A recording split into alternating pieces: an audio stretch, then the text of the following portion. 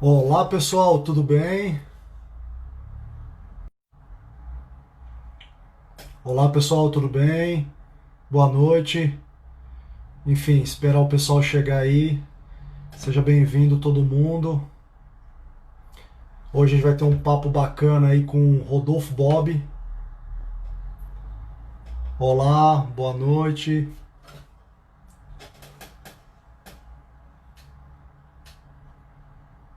Olá, olá. Dá um tempinho aqui, 7 horas, vamos estar iniciando a nossa live. Hoje o convidado é o Rodolfo Bob, a gente vai estar falando sobre vários assuntos relacionados aí com a regulamentação da profissão de bartender. Vamos falar aí um pouco sobre a pós-pandemia, né? Boa noite, tudo bem, Drica? Vamos falar um pouco aí sobre a pós-pandemia, que na verdade não acabou, né? A gente fala porque, entre aspas, aí voltou ao normal aí de certa forma os bares e restaurantes. Seja bem-vindo, GS Bartender.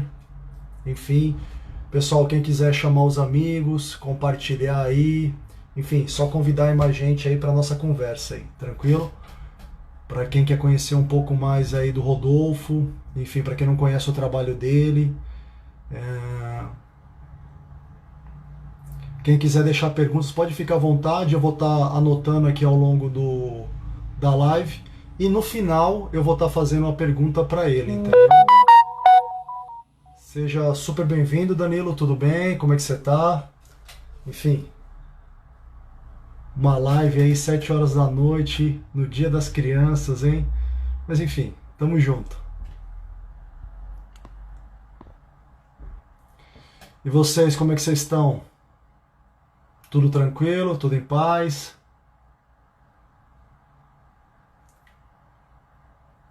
Pessoal, pedi para vocês aí, se puder compartilhar aí o link aí com os amigos, enfim, profissionais de bar ou pessoas de modo geral que tenham interesse, né, em estar participando dessa live. Voltando também, eu vou estar anotando aqui as perguntas que vocês vão estar fazendo e no final eu vou estar perguntando para o Rodolfo aí, para a gente estar conversando aí, para a gente estar conversando aí sobre as questões que vocês estão colocando. Sejam super bem-vindos todo mundo. Com certeza, vamos falar. E para quem não conhece o projeto da regulamentação, pessoal, vale muito a pena vocês entrarem depois no link da bio aqui do Instagram do Regula. Lá tem um blog, lá tem todas as informações. Tem o projeto da regulamentação da profissão de bartender. Eu coloquei, na verdade, junto com um grupo de pessoas que trabalham junto com a gente para a gente fazer acontecer, algumas respostas de perguntas mais frequentes que o pessoal geralmente faz para a gente, né, em relação a essas dúvidas. Enfim, depois dá uma olhadinha lá, tem muito material. E caso vocês tenham qualquer tipo de dúvida, pode ficar à vontade. Aí, nosso convidado aí já chegou, o Rodolfo, enfim.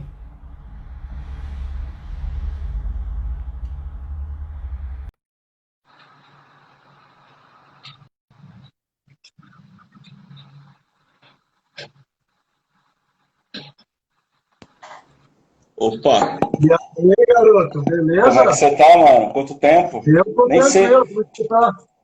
Eu tô bem. Acho que Tranquilão? você nem deve lembrar mais de mim da época de evento de Bertone, só Brasil e o cacete. Cara, a gente é velha história, não pode nem falar sobre isso aí. Eu conheço seu passado, irmão. Cuidado. Quem não conhece, né? Cara, eu já falei, tem um pessoal que se abrir a boca é pior do que eu sarney, mano. A É boa foda, história velho. que eu É peguei foda. são muitos. É E isso, cara. você, garoto, como você tá? Tô bem, cara. Graças a Deus tô bem. Na Tem correria louca filho? aí, Tem as filho? atividades retomando aqui em São Paulo. Você tá me ouvindo bem? Tô. Você tem Ah, filho? beleza. Não, não tenho. Tô tranquilo. Tenho só um gato que eu cuido e já é o suficiente. Então, só fazer a apresentação aqui, pessoal. Claro. Já estava falando um pouco sobre o projeto da regulamentação com o pessoal antes deles entrarem. O combinado vai ser o seguinte: a gente vai estar, eu vou estar anotando aqui as perguntas que vocês vão estar fazendo, pessoal, e no final, até para a gente dar a liberdade aqui para o nosso convidado, eu vou estar repassando para ele as perguntas. É óbvio, Perfeito. infelizmente eu não tenho como responder todas as perguntas, mas Claro. qualquer maneira eu vou estar direcionando para ele, ou eu mesmo vou tentar, enfim, estar respondendo à medida do possível e conforme a necessidade de vocês. Tranquilo? Pessoal, para quem não conhece, Rodolfo Bob aí, juntamente comigo é da velha guarda. Só os dinossauros. Opa! Ou até mais, né, se duvidar. Cursou Bom, gastronomia, tá há 20 anos aí no cenário de bar. Hoje, na verdade, acho que é até difícil a gente falar de bartender, porque a gente no Brasil faz de tudo um pouco, né? A gente é bartender, é barista, é empresário, enfim. sim. Mas é um cara bastante experiente na área. E hoje a gente vai conversar um pouco, além do projeto da regulamentação, sobre pós-pandemia e algumas questões aí relacionadas com o setor de bar, que muitas vezes a gente ignora. Eu acho que é muito importante a gente falar sobre isso. Primeiramente, seja muito bem-vindo, Rodolfo. Muito obrigado aí pelo convite que você aceitou. Eu acho que vai valer muito a pena aí a gente trocar ideia e informações a respeito. Claro. Enfim, questionamentos e reflexões que eu acho extremamente importante. Fique à vontade aí para começar aí. Não, cara, é isso. Eu vim aqui pra gente bater papo. Pode mandar que a gente rebate aqui. Tranquilo. Então, antes, começando aí, o que você acha do projeto da regulamentação da profissão de bartender, Rodolfo? Já começou assim, sem doses, Já não começa passou assim. nenhuma vaselina, né? Começa um namoro, já quer ver polêmica. Entendi, Opa, cara. vamos no Cara, equilíbrio. sim, claro. Bom, dentro da minha parte que me cabe como instrutor de coquetelaria, alguém que trabalha também com mídia social e educação, eu tenho muito cuidado quando eu falo da regulamentação de bartender, porque não é uma questão simples. O que eu acho que é fundamental, já me explicando desde o início para tudo que eu vou falar depois, é que está na hora da gente começar a discutir a regulamentação de bartender. Mas é um debate muito amplo dentro de uma série de estruturas, sejam elas da questão do bartender ou de outras questões. A gente pode pegar como exemplo algo que eu vivi muito perto, que é a questão do jornalismo e da fotografia. Tenho um tio que é jornalista, e uma das primeiras opções que eu tive como carreira foi a fotografia. Ainda hoje gosto, acabo acompanhando. Por que eu estou dizendo isso? De certa forma, quando você cria uma regularização, né, os dois lados da moeda, para que você possa fazer determinada função, você automaticamente enxuga todo o setor. E aí existe a condição de quem já está no setor, como que vai entrar dentro dessa questão. Quando eu começo a entender que para exercer determinada função, eu preciso de determinada outorga. Não sei necessariamente, não conheço todo o processo, acho que você pode até me ajudar e ajudar todo mundo a tirar essas dúvidas, de como a gente faria essa transição, por exemplo. O que define quem pode ser bartender, caso haja uma regularização? Bom, eu acho que esse é um ponto, né? Como que a gente faz com quem já está no setor e para quem já quer entrar no setor. Acho que um outro ponto importante quando a gente fala de regularização, e aí eu também devolvo para você, que com certeza está muito mais a par do que eu, é quem cuida realmente, qual é o sindicato que vai cuidar. Porque hoje o que eu percebo das sindicâncias relacionadas ao setor de hospitalidade e restaurantes, que são pior do que o nada, né? Ainda se fosse nada, atrapalharia menos. Quando eu vejo, por exemplo, uma instituição como a Brasel, no meio de uma pandemia, assinando embaixo do que o governo Bolsonaro diz que era realmente afastar e pagar qualquer coisa, e todo mundo totalmente despreocupado com a proteção do bartender e do cara que trabalha em evento, eu já fico um pouco preocupado. Então a gente regulamenta, mas quem cuida desse sindicato? Mais do mesmo, né? Esse povo que vem. Todavia, dentro de um senso utópico do conceito regularização de profissão, eu sou muito a favor. Eu sou muito a favor do sindicato, eu sou muito a favor que exista uma regulamentação, mas eu tenho uma questão, Maurício, que eu acho que é tão importante quanto a gente discutir a regulamentação. Afinal de contas, não é levantar a mão e falar, vamos regulamentar que resolve, né? A gente vai ter muito tempo para discutir sobre isso, então a gente está indo no momento certo. Até me ocorre que quando a gente deu um post no Bar Virtual, em meio à pandemia, falando sobre o Regula Bartender, eu recebi uma crítica dizendo, não é hora de falar disso. Eu falei, meu amigo, agora é a maior hora para falar disso, está todo mundo em casa prestando atenção e lendo. Quando o cara está no bar correndo, ele não tem nem tempo de perceber o que está acontecendo, ele só vai, né? Enfim, eu acho que um diálogo que também é importante abrir para a comunidade de bartenders e até o âmbito político, social, porque não é só o bartender que se beneficia ou pode ter algum tipo de piora, o pequeno empresário, o consumidor, é uma cadeia, né? É também a questão de quem educa e quem forma bartenders. Eu acho que na gastronomia a gente teve um ganho muito grande não só por ter uma carteira assinada como cozinheiro, mas também por ter uma instituição reconhecida pelo MEC que certifica que a pessoa participou por um período de exposição à carreira e à profissão dele, que faz com que ele tenha qualidade para iniciar a sua carreira. E isso é muito importante, hein? Eu estou dizendo que o cara que faz gastronomia como eu fiz, ele se prepara para iniciar a carreira, ele não sai chefe de lá. E quando a gente pega a reflexão do que é ser bartender hoje no Brasil e vem falar de regulamentação, que é fundamental, é um direito importante para o trabalhador, eu me questiono, mas quem que está preparado realmente para ser bartender? Qual que é o parâmetro, qual que é o critério? Porque a gente pode observar outros países, principalmente na América do Norte, não tenho tanto contato com amigos da Europa, mas na América do Norte, existe pelo menos uma regulamentação básica da compreensão por via de saúde sanitária e vigilância sanitária, que é você tem realmente um preparo de técnicas de bons tratos com alimentos, etc. E mais do que isso, você aprende a lidar com álcool. Aqui no Brasil, eu venho dessa escola, muita gente veio dessa escola, né?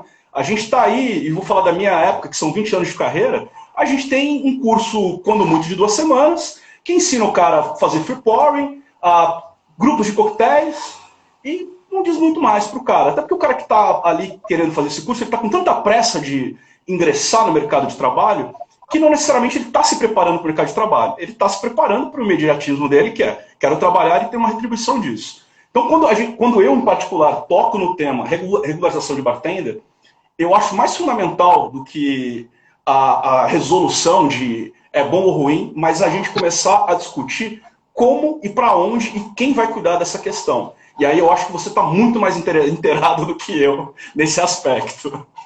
Não, eu vou filosofar só um pouquinho. Pessoal, Boa. se acalma, o negócio está muito rajado aqui.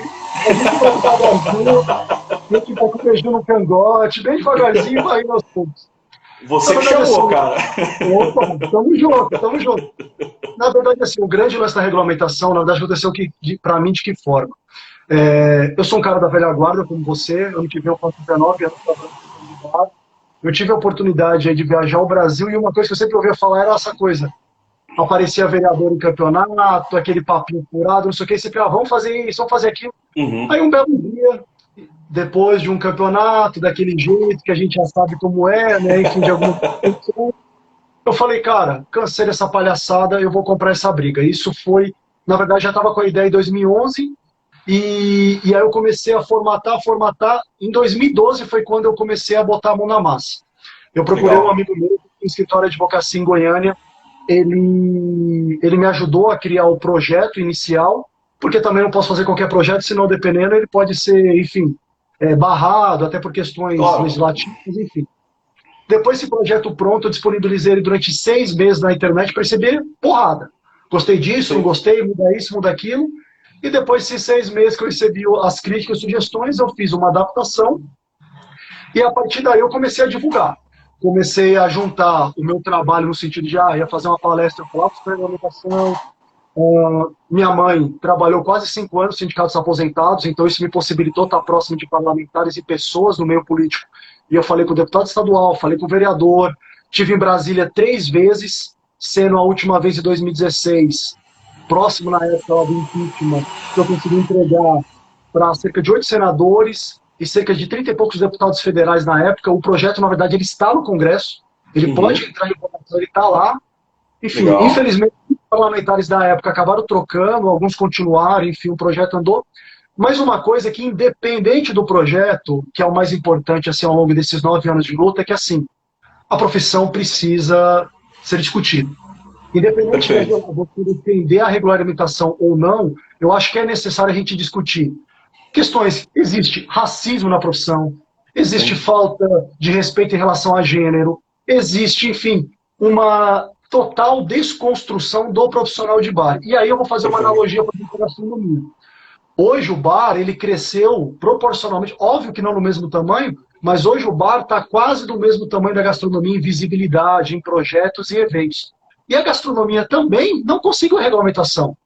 E eu, por exemplo, fui consultor da Associação de Chefes de Cozinha aqui do Ceará. Hoje eles tentam, junto com um grupo de chefes de cozinha do Brasil, iniciar um projeto, porque já colocaram outros que já estão ultrapassados pelo tempo e hoje se discute. Então o que acontece é o seguinte, Se a gente não pautar certos projetos, infelizmente a gente vai ficar à mercê. Eu vou dar um exemplo. Tem um projeto que já anda desde 2012 no Congresso, que é o projeto de aposentadoria especial para os garçons. Se você for ler o projeto lá, na verdade, nós, como bartenders, entramos, profissionais de modo geral do bar entra. E é qual que é o justificativo? Eles fizeram uma pesquisa junto com a Universidade do Paraná, enfim, uma Universidade Federal lá, com o pessoal de educação física, e colocaram, esqueci o nome agora, mas colocaram aqueles medidores de batimento cardíaco, enfim, fizeram uma análise física. E os profissionais, de modo geral, eles trabalham com uma frequência cardíaca alta. E isso, no longo prazo, pode gerar diabetes, pode gerar vários problemas de saúde. E por causa disso, eles colocaram juntamente no projeto uma aposentadoria especial, onde os bartenders com, se não me engano, 25 anos, tanto bartender, garçom, profissionais de bar de modo geral, com 25 anos poderiam se aposentar, porque, enfim, seria uma forma de prevenir, ter uma qualidade de vida melhor e tudo mais. Então, até abrindo uma aspas, para quem está nos assistindo, para vocês entenderem de uma maneira talvez até mais resumida o que o Maurício está dizendo, o mesmo acontece com quem trabalha no sistema de avião, aeromoços, etc. Você tem uma vida de trabalho diminuída por conta da função que você exerce. Então, esse, com certeza, Maurício, acho que é um dos pontos mais críticos a gente trazer discussão, principalmente para os bartenders, que às vezes ficam desconfiados, né, com a questão da regulamentação, parecendo que é uma coisa ruim, e não necessariamente o é. Não, e assim, uma coisa só para a gente finalizar, e eu vou voltar para você, porque hoje você é o convidado. Não, fica tranquilo. É o seguinte, que o que acontece, eu até recentemente eu esqueci o nome do bartender, eu vou até dar uma olhada aqui na internet, eu vou falar. Teve uma matéria no Mixology News que falou sobre essa questão do profissional de bar, e eu fiquei impressionado com os stories que teve de gente falando sobre ansiedade, síndrome do pânico, depressão. E assim, são fatores que literalmente destroem o profissional, tira ele de cena, e a gente nem discute. E aí eu vou fazer uma analogia também do ponto de vista físico, que é o seguinte, nos últimos anos, até por causa da nossa profissão, eu tive que dar um basta, começar a melhorar a qualidade de vida, enfim, fazer atividade física, emagrecer, aquela coisa toda. E é engraçado que, por exemplo, assim, você pega profissionais amadores, que o cara vai fazer corrida, por exemplo, ele, depois de 2, 3 dias, ele vai ter uma maratona é uma prova mais ou menos de 3 horas e meia, por exemplo. E aí, geralmente, o cara que faz essa maratona, ele demora quase um mês para se recuperar fisicamente. O profissional de bar faz isso praticamente toda semana. Todo dia. Trabalhando 4, 5, 6, 7, 8, 10, 16 horas. Eu já trabalhei quase 24 horas direto com o evento. Então a gente sabe que a realidade, infelizmente, é difícil. Bora. Fácil. Tá com você. Não, é isso mesmo, cara. Não, é isso. Eu acho que dos pontos mais importantes da gente discutir, é alguns que você trouxe aqui. Eu acho que uma das grandes questões da gente discutir a questão da regulamentação é a gente levar em consideração que, cara, trabalhar no bar não é eterno, é desgastante, arrebenta com todo mundo acaba cedendo aos esforços diários ali, recorrendo. Sabemos também que é uma das profissões de mais risco, exposição a álcool, droga, estresse, etc. Então, assim, discutir a regulamentação eu acho fundamental. Mas, como eu disse, eu acho que é uma discussão que ainda antecede um pouco a questão de ainda qualidade de formação, sabe? Eu tenho muito isso na minha cabeça que, e não estou dizendo que a gente tem que parar, resolver uma parte do mundo para começar a resolver o outro. Estou dizendo que, assim, existem esses dois focos que precisam correr juntos. A gente tem que falar, sim, de regulamentação de bartender, e ao mesmo tempo a gente tem que falar da qualidade e da formalização dessa profissionalização para termos uma regulamentação de qualidade. Eu acho que esses são os aspectos mais importantes. Obviamente, o sindicato vai cuidar disso, as pessoas que vão interagir em relação a trazer o benefício da comunidade de bartenders, é importante que esteja também, né,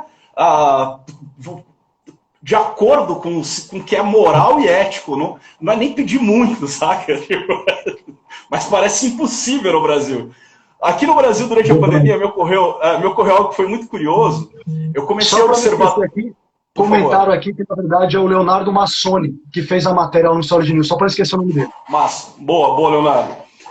Uma das questões que me fez pensar também numa associação que fizesse sentido, uma regulamentação de profissão, ou uma entidade que fosse até de cunho de interferência privada, não sei, é a reflexão do que aconteceu na pandemia.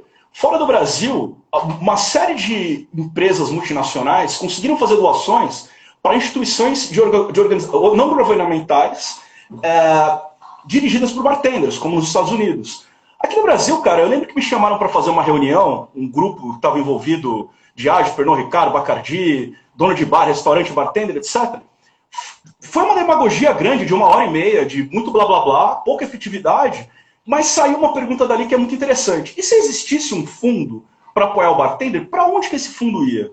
Ia depositar na conta do Bob, para o Bob mandar para todo mundo? Na conta do Maurício Campos? Não existia uma organização, não existe uma organização que seja confiável, que seja legal, né, pelo ponto de vista político, social, enfim, legislativo, e a gente aqui está disperso, perdido. Então, assim, se a gente não começar a discutir, e eu apoio totalmente a causa do Regula Bartender, acho importante que a gente está abrindo uma discussão cada vez mais forte.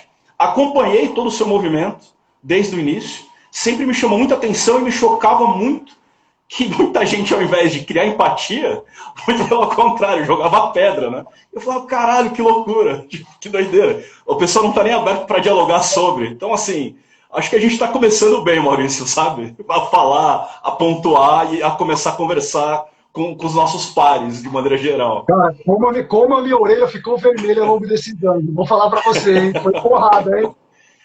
Mas uma coisa que eu acho engraçado é que, assim, quando eu iniciei o projeto, eu achei que seria, assim, super bem aceito, independente da regulamentação, é de simplesmente saber que a gente não está legal e a gente precisa melhorar. Eu, por exemplo, eu tenho certeza que hoje também você tem uma condição razoavelmente boa. Por exemplo, hoje eu sou empresário, hoje eu trabalho com outros segmentos que não seja o bar, eu não dependo mais do bar, mas eu não posso ser hipócrita. Eu já tive do outro lado e eu sei que a realidade não é essa. Entendeu? Então, a gente tem que ter uma empatia e saber que, tipo, eu, por exemplo, hoje, muito do que eu faço na área de bar é porque eu viajei o Brasil, conheci vários lugares que provavelmente eu nem teria acesso se não fosse bartender. O mínimo que eu posso é fazer com que o outro que esteja do outro lado tenha esse suporte, entendeu? Então, assim, é uma briga que vai além de mim. Então, eu não preciso mais, não é a minha vaga, eu sou casado, eu tenho filha, entendeu? Eu tenho outros objetivos na vida hoje, em paralelo. Mas, assim, é uma briga que eu acho que a gente precisa continuar. Porque a gente não pode ficar ignorando, e isso, assim, acontece comigo toda hora que eu como bar. Comigo, com a minha família, eu vejo o bartender se fudendo, eu vejo o garçom se fudendo, eu vejo o cozinheiro se fudendo. Então, se eu disser, isso tá normal, tá legal, é mentira.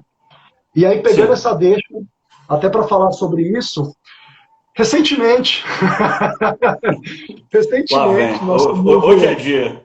Hoje é dia. Recentemente, nosso amigo Rodolfo Bob aí fez um post aí na internet que, enfim, gerou brigas, enfim, gerou paixões, né? Vamos dizer, tanta gente, pessoas elogiaram, outras criticaram, e aí eu vou falar pelo próprio autor aí, entre aspas, do post.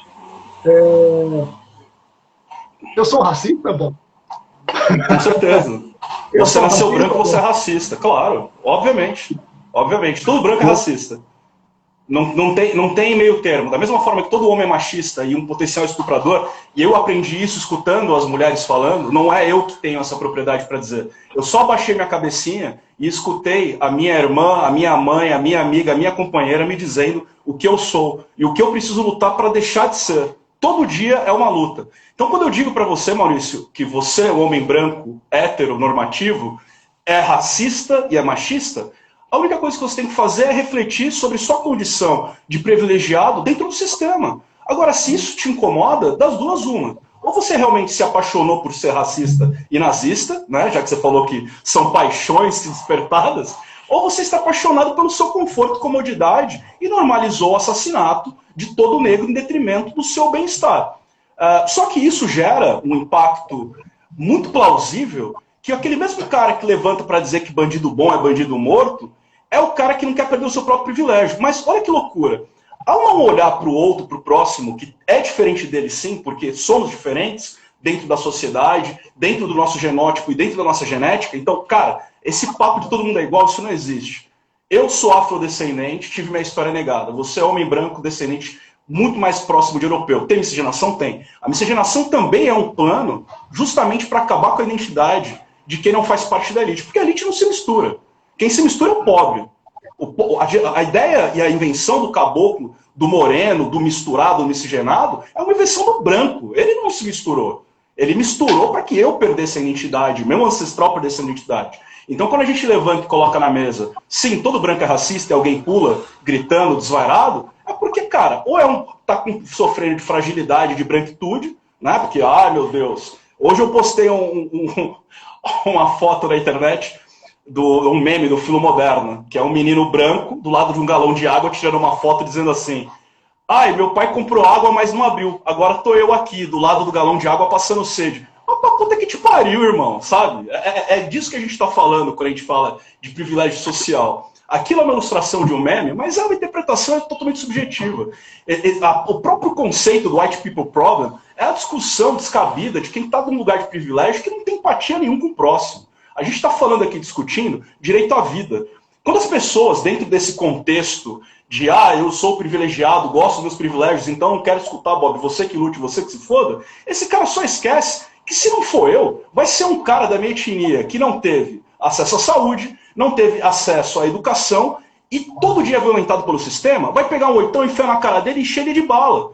E foi ele mesmo que criou. O racismo do branco gera violência contra o branco, porque a violência contra mim, ela já está sendo gerada desde sempre, cara. Então, assim, a gente tem que parar com uma discussão hipócrita de mas Bob, quando eu recebi isso pra caralho, principalmente de amigo branco, Bob, você está cometendo um suicídio profissional. Eu falei, maluco, eu já nasci suicidado. Mas você vai ser cancelado. Eu falei, irmão, eu sempre fui cancelado. No evento, há 18 anos atrás, eu era melhor porque eu era mais inteligente, era mais sagaz. Só que eu não ia pro evento. Sabe por que eu não ia pro evento? Porque eu não era branco, porque eu não tinha carro, cara. Então eu não tinha oportunidade de trabalhar. E isso, cara, foi geral de eventos. Você é da área de eventos. Não foi uma vez que Você não tinha composite como as empresas, na verdade, usavam antigamente, né? É isso, cara. Tipo, a gente... Sim, totalmente. A gente sentava para discutir, e eu tive uma relação muito boa, tanto com o Bertones, Fra Brasil, que foram empresas que eu premiei, fiz amizades e vínculos, de conversar com os donos. E às vezes chegava uma demanda onde o contratante dizia, não, mas ele não é legal, né? Por que ele não é legal? Não, esse não. Ele não é legal porque ele é preto, caralho. Tipo, eu não quero um preto no meu evento. Porque nem para servir o negro me serve, saca? Então, assim, quando a gente levanta realmente, se organiza, e hoje eu tenho condição de privilegiado, por ser um negro de pele clara, por ser um cara que, apesar de ter vindo da periferia, tive acesso à educação, minha família é uma família operária, não é uma família de grandes posses. Mas meu tio conseguiu trabalhar na feira, se formou em jornalismo, minha mãe trabalhou multinacional como secretária, e todo mundo sempre deu muito valor para algo que não iam tirar da gente, que é a educação. Minha família faliu, eu falei várias vezes. Só que o que eu aprendi, ninguém tirou, cara. E hoje eu consegui galgar com muito mais esforço do que muito homem branco que chega na indústria aí e porque dá 2 sorrisos e tem o genótipo ali do europeu e começa a falar um monte de bobagem sobre destilaria e todo mundo aplaude e abraça. Hoje eu tenho esse lugar também que eu me garanto com o que eu falo, mesmo não seguindo o que a indústria de homens brancos diz para mim que precisa ser assim ou assado.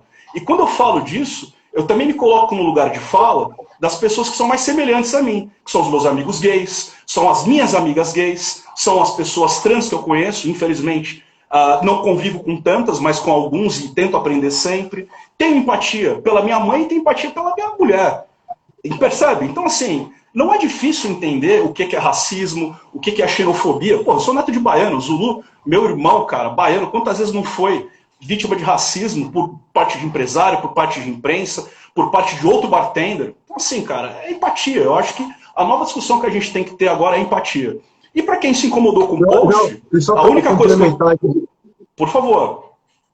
Só para complementar, uma coisa também que eu acho que é muito importante falar dentro desse tema que você falou é que, assim, o Brasil tem um pior racismo, que é o disfarçado. Por exemplo, o americano, ele tá lá como tá tendo os movimentos, o branco lá, ele é racista, ele fala, ele mostra, ele tá nem aí. O cara que é da Ku Klux Klan, ele fala e tá nem aí. Ou seja, ele diz, não gosto de você e tal. No Brasil não, o cara não fala isso, ele fala nas entrelinhas, nos bastidores, Sim. Ele disfarça a forma como ele fala, como ele coloca, né?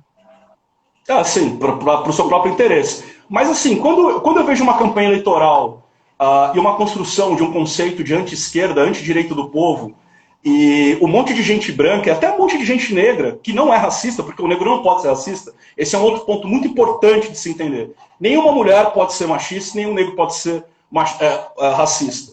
O que acontece é que tem muito negro preconceituoso e que age com preconceito.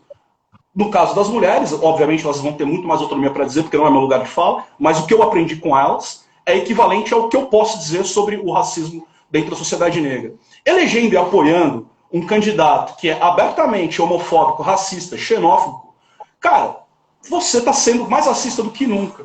Porque você só está colocando e expurgando o seu racismo estrutural, esse racismo de privilégios que está enraizado dentro de você, porque você vê a imagem do seu semelhante branco. Então, assim, a estrutura do Brasil, ela é racista e é bem assumida, assim.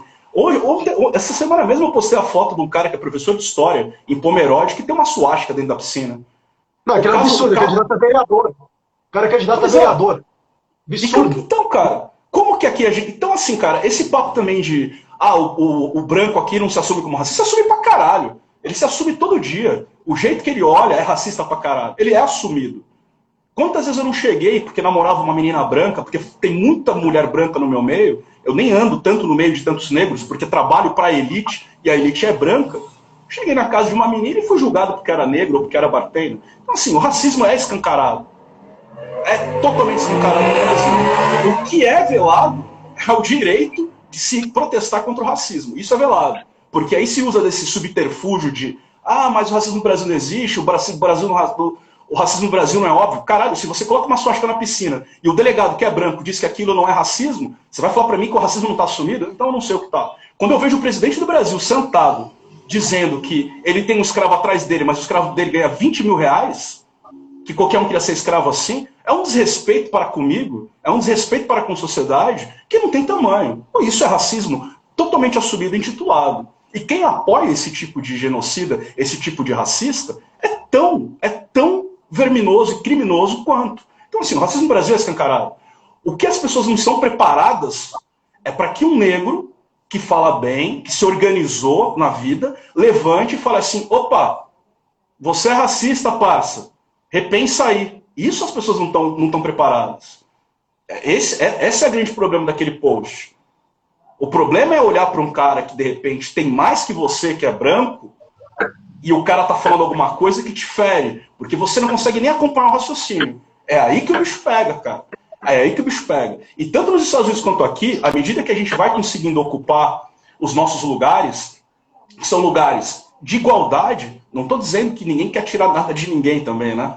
O meu candidato, que é o Guilherme Boulos, em São Paulo, existe sempre uma campanha de difamação política de que o Lula era porque era burro pra caramba, né? Ele é porque ele invade e quer tomar a casa de alguém. Puta, é de uma asneira, é de uma imbecilidade, é de uma insanidade sem tamanho. E esse tipo de ideia se propaga e enraiza nas pessoas. Que é um pouco do que a gente vem falando aqui, da questão da regulamentação do bartender. Tem bartender que luta contra o próprio direito dele. Ele luta a favor do direito do patrão. Que loucura é isso, cara? Nem me fala. Então, cara. Então, assim, bicho, eu acho que do resumo do post é só isso. Tanto que você me convidou para conversar, a Marco Della Rocha me convidou para conversar e abriu esse diálogo numa live bacana, no Dia do Bartender. O BCB hoje estreou minha palestra junto com o Thales Hideki, e a gente fala como ser o melhor bartender do mundo, a gente toca nesses assuntos que são delicados e doídos, né? E eu entendo um pouco da dor do branco, né? Tipo, deve ser uma merda você acordar de manhã e olhar, caralho, velho, sou puta brother do Bob e eu sou racista, que bosta, eu não queria ser racista. Mas né, cara? Eu acordo todo dia, olho pra minha mulher e falo, que merda de ser humano que eu sou machista, né, cara? Mas eu não quero ser. Então eu prefiro acordar todo dia de manhã e fazer minha autocrítica, tomar meu café e pensar como que eu posso ser menos machista na minha casa, do que ser um cuzão de mídia social, né? Como um monte de gente ali me chamou de filho da puta, vai se fuder, você está dividindo a classe e o caralho. Eu falei, eu só posso olhar pra você e dizer, com o tempo talvez você se beneficie da luta que eu tô tendo, da luta que você tá fazendo, Maurício. Porque, cara, o cara gostando ou não, ele vai se beneficiar. A gente só quer uma sociedade melhor e mais igualitária. Esse é o ponto. Ai, mano. Live pesado e vai cair a internet, velho. Tô vendo aqui, hein? Tô vendo, hein? Foda, não. Vou deixar quieto, vou nem falar mais nada. Mas vamos baixar a bola aí, que o negócio ficou demais aí, vamos dar equilibrada. Quero dar um alô aí pra todo mundo, viu o Zulu aí, viu o parceirão aí. Enfim, o Gaia também tá aqui na live. Boa. O Gaia é um cara que ele tá discriminando a gente, porque ele guarda a receita da longevidade só para ele. Ele não vende a garrafinha para ninguém, não compartilha. Isso é discriminação, Gaia. Porque eu tenho certeza que ele já Cara, tá com uns 80, 90 anos já e fica disfarçando, mano. Tenho certeza. e isso eu te digo que é, cara. Isso é muito rum de qualidade correndo nessas veias. Mano, eu já perdi a conta quantos anos o Gaia tem. O Gaia é o Highlander, não é possível. Total. Ai, Toda vez que eu tenho alguma dúvida sobre a época da proibição ou de Jerry Thomas, eu chamo o Gaia, que ele participou de todo esse movimento, né? cara, eu tenho comigo que o Jerry Thomas teve umas aulas com ele. Eu tenho comigo, hein? Acontece. Teve treinamento de Bacardi 8, ação Drink Strategy, 1862. Eu fiquei sabendo dessa aula. Pra gente quebrar um pouco aí do gelo aí, Rodolfo. Eu de vez em quando aí dou uma olhada aí no seu Instagram, vejo alguns vídeos seus aí, o seu programa lá que você faz, eu acho super interessante. Abraçar o marido. Super interessante. E tem uma coisa que eu curto muito, que você sempre entra com alguma música, provavelmente deve ser música que você curte, enfim, que eu acho que gosta, né? Sim. Nesse momento aí do mundo aí, dessa pandemia, enfim, do cenário de bar, que música aí você indicaria ou falaria que você acha que representaria esse momento? Cara, você sabe uma coisa que é muito curiosa? Eu tava conversando isso com o Zulu também, até com o Gaia, outros amigos. Eu tenho voltado a revisitar, conversei com o Marco Della Rocha também sobre isso. Muita coisa que eu escutava na minha adolescência, 93, 96, saca? Porque o mundo ele voltou para esse lugar, cara, de um monte de gente racista matando preto. Então, assim, tenho escutado muito Racionais de novo, Rage Against the Machine. Eu me movimento muito pela força do ódio, eu não sou muito da cultura do namastê. Então, assim, eu gosto mesmo de música de embate, saca? Mas eu acho que algo que as pessoas poderiam voltar a escutar é MV Bill, por exemplo, né? É uma crítica que eu faço há muito tempo ao rap nacional, mas agora eu comecei a entender o que estava acontecendo. A vida estava tão boa para quem era da esquerda, quem era esquerdista, porque tinha um pouco mais de igualdade, a polícia tinha parado de fuder tanto com a gente estava conseguindo comprar Adidas, e aí a gente esqueceu de onde a gente que era, saca? E aí começou a fazer uns rap bosta aí, falando um monte de groselha, e parece que todo mundo se perdeu, a juventude virou algo que acha que fazendo macramê, fumando maconha, vai mudar o mundo, saca? Olha o Gaia falando aqui, ó, 1893 ele nasceu, pronto. A gente já sabe. Aí, cara. É isso aí. É isso, Mas, cara. Então, assim, cara, revisitem o punk rock, lá vocês vão aprender muito com o que aconteceu na década de 70 e 80. Tá acontecendo tudo de novo. Cara, uma música que às vezes eu fico olhando, não pelo cenário imbatível, mas pela reflexão, é Amarelo, do Emicida. Acho que tem muito a ver com esse momento, vocês já ouviram. Eu preciso escutar. Emicida é um dos caras que não faz parte da minha playlist. É o tipo de rapper mais moderno aí que eu admiro o trabalho, mas não tenho paciência pra escutar, não, cara. Eu sou velha guarda aí do hip hop, na boa. Que velha guarda você é? Fala pra mim. Cara, eu gosto muito de MV Bill, que é um rapper carioca, que foi muito polêmico e tem um trabalho social muito forte, né? Tô tentando até lembrar, ele tem uma série de mini-docs, que eu acho que chama Falcão do Morro, alguma coisa do tipo, que retrata bem a realidade do morro, ele faz um trabalho sempre ativo com a comunidade, né? Então, é um dos caras que eu me inspiro muito, assim, tipo... E tá fora do eixo principal, que é São Paulo. Então, o cara sempre foi meio criticado, da minha época que eu lembro, que eu andava no movimento. Vou até te falar uma coisa aqui na live, aqui, que eu acho que você não sabe. Você conhece o Nelson Triunfo? Nelson Triunfo, claro. Não sou amigo, mas conheço. Ah, cala a boca. Meu tio. É meu tio. Porra, Nelson, pra quem não... Opa, Nelson, pra quem não conhece, é um dos estandartes aí da causa social. Negão Black Power. Tem placa em São Paulo, enfim. Ele é o cara. Ele andava com a moçada lá dos Gêmeos lá, que hoje é artista conhecido mundialmente. Então, assim, esse papo de racismo, essa coisa aí eu já conheço de longa data, entendeu? Porque você, por exemplo, meu avô, parte de mãe, branco, do olho azul, descendente de holandês, aí a minha avó é descendente de índio, com negra, nasceu cabelo crespo, enfim. Essa correlação para mim é uma constância ao longo da minha vida inteira, assim, vendo as coisas. E é um lugar muito louco. E é um lugar muito louco esse, né? Uma das pessoas que comentou lá no post, ela veio com esse papo de nitidamente uma mulher branca que se jogasse na Europa, ela passava como latina de pele clara, numa boa. E ela veio com esse papo de, não, mas meu avô é preto e minha avó é cabocla. Eu falei, amiga, não faz diferença. Sua pele é clara. Se você já tá brigando aqui no meu post defendendo que eu tô dizendo que todo branco é racista, então, cara, você só tá dando corda porque eu tô dizendo, bicho. Você não é, ponto. Vou fazer o quê? Você tem empatia comigo? Também tem empatia com você, existe diálogo. Mas a situação nossa estrutural é essa. E é unânime para quem tem a pele clara, não diferencia. Se você é filho do Nelson Triunfo, irmão gêmeo do Nelson Triunfo, nasceu com a pele clara, é branco, é racista, e aí a gente começa a discussão a partir desse ponto, né? Enfim. Mas é uma ótima... É muito bom saber, cara, que você está tão próximo assim do movimento. Explica bastante. Eu acompanho o processo desde o início. Já viu o documentário dele? Quando você tiver tempo, dá uma olhada no documentário dele. Sabe o nome? Muito Por favor. Agora, tocar no outro tema também que eu acho muito importante. Boa. Que, assim, além dos seus diversos projetos que você toca, você tem um projeto também do bar virtual. Para quem não conhece, pessoal, vale muito a pena. Depois eu vou deixar aqui no Instagram aqui para a galera. E, querendo ou não, a gente sabe que a profissão de bartender cresceu muito nos últimos anos. Não adianta a gente ser hipócrita, a mídia é de fundamental importância para essa divulgação. Agora, dia 13, vai ser lançado agora um programa, né, de bartender na TV aberta, na Band. Até o Márcio Silva vai estar à frente dele. Enfim, ao mesmo tempo que eu acho extremamente importante isso, às vezes eu tenho algumas reflexões relacionadas com a mídia. E você, o que você acha dessa mídia do setor de gastronomia de modo geral voltado para o bar e relacionado com os avanços e, entre aspas, desavanços que a profissão às vezes representa? É legal que na sua pergunta já está a minha resposta já, né? A mesma medida que avança, desavança, vem para trás. Porque nem sempre...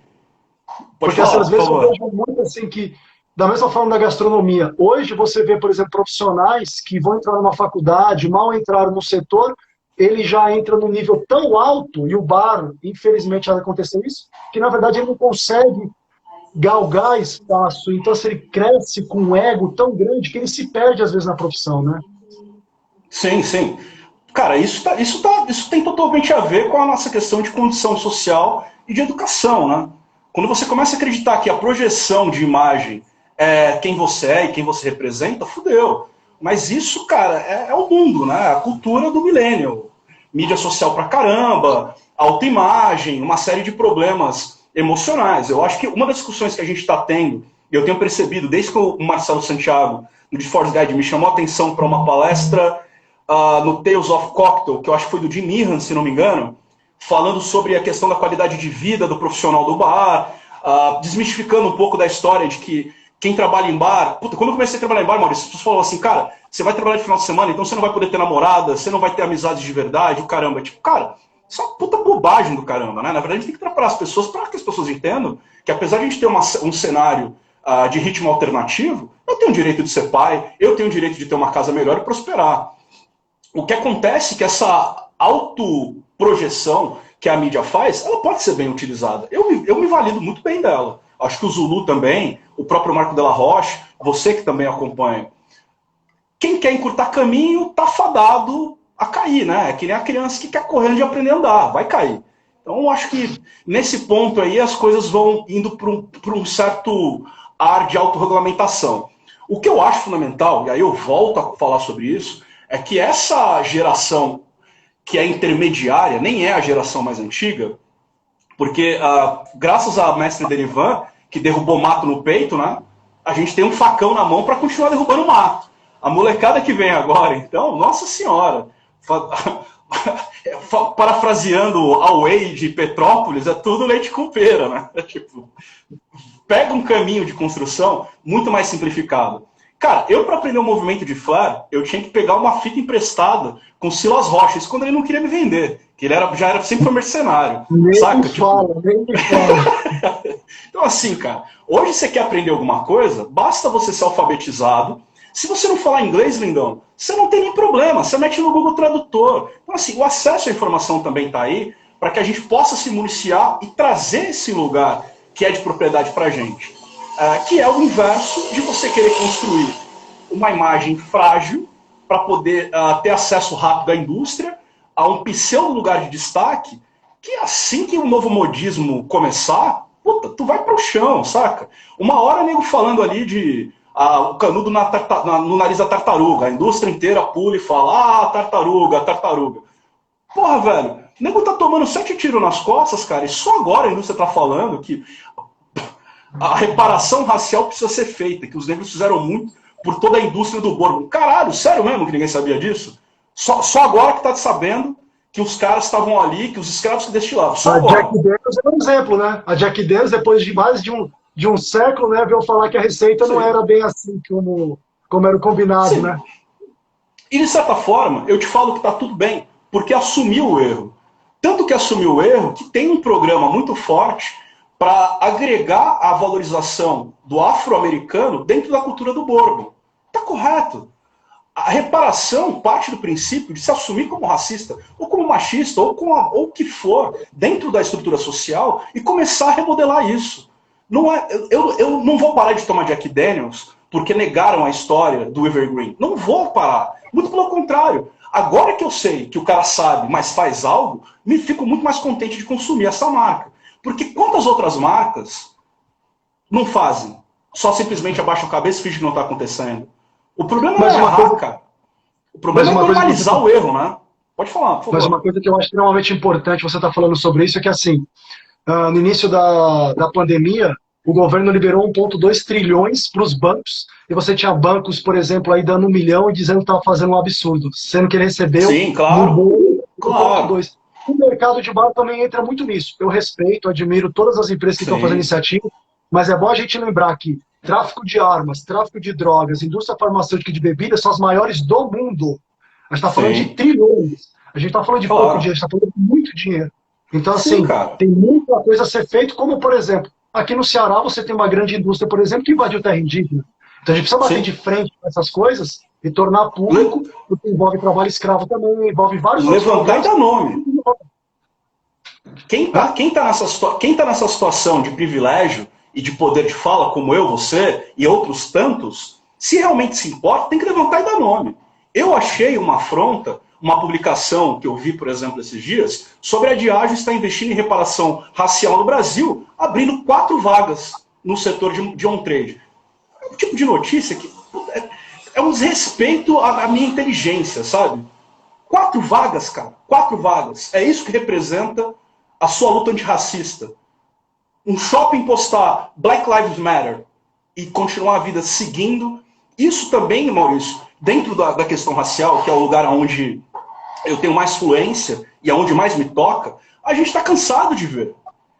Quando eu digo que a gente tem que apoiar as boas iniciativas, eu te digo de peito aberto, tem que ser apoiados, mas isso não quer dizer que o branco vai ser meu salvador. O conceito do white savior, para mim, também não cabe.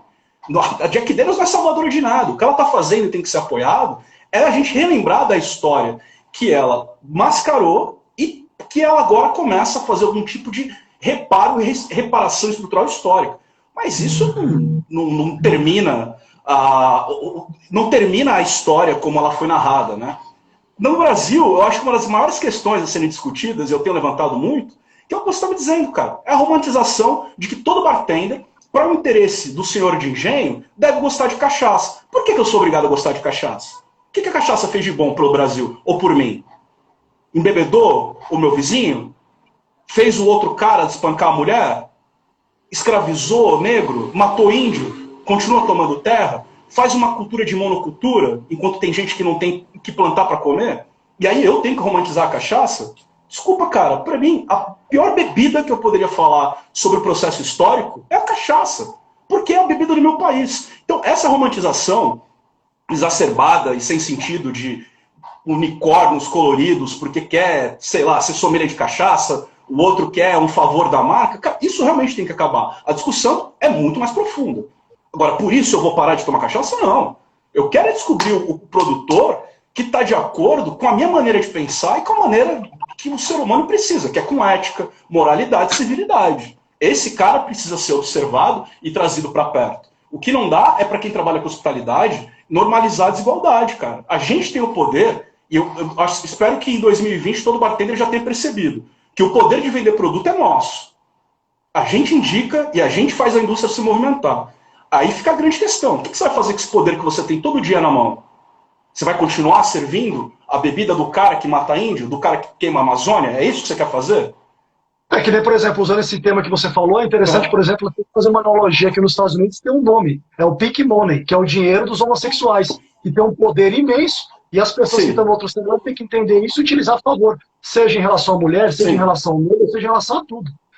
A gente Aproveitando tem essa deixa a gente tem um movimento Black Money também, que é a questão do quanto o poder aquisitivo do negro compra o seu direito à vida.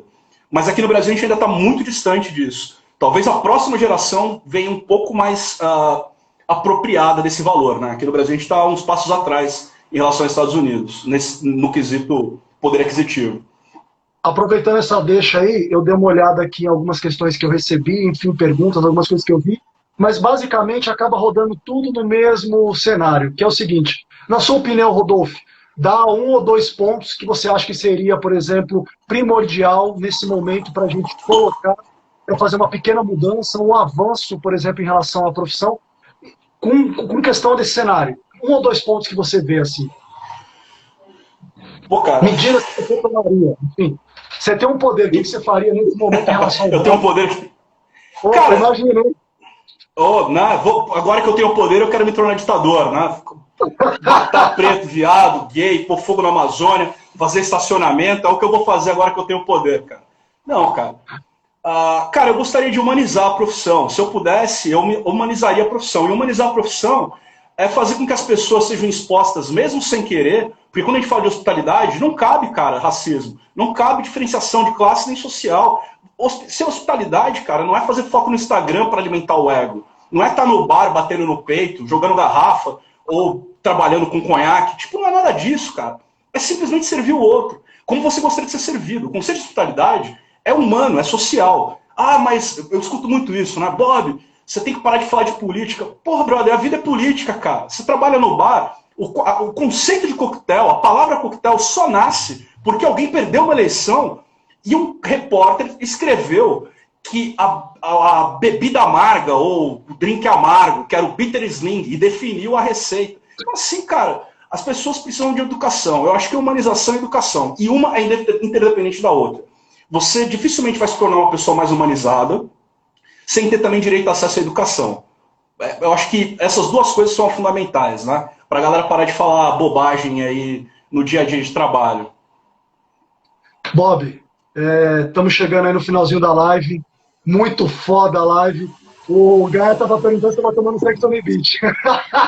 Não, Gaia. O Gaia até hoje não aprendeu, né? Gaia, o que eu tomo? Conta pra ele, cara. Eu vou te dar uma dica. Snoop Dogg Dogg é a minha trilha sonora. Gin Juice, motherfucker. Ai, meu Deus, esse Gaia é Aqui, ó. foda, mano. Gin Não Juice, aprende cara. esse Gaia é foda. Ai, e aí eu queria deixar aberto aí para você, enfim, falar das suas redes sociais, o projeto que você está tocando, o que você quer tocar. Fica à vontade aí, é toda sua. Boa, boa.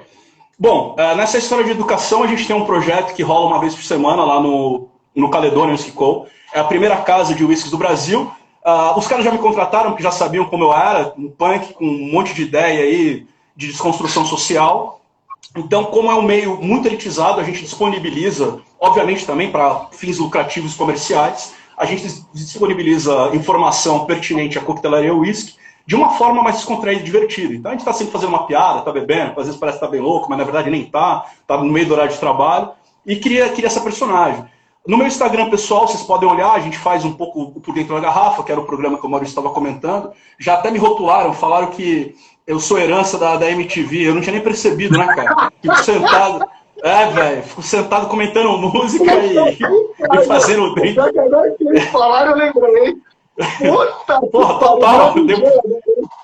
Porra, fudeu, cara. Eu falei, caralho, que fita, né? Mas enfim. E é uma maneira, às vezes, descontraída da gente conseguir, descontraída e agressiva, né? Eu acho interessante ter essa personalidade que brinca entre as nuances da violência e da brincadeira, para falar de assuntos muito sérios e pertinentes.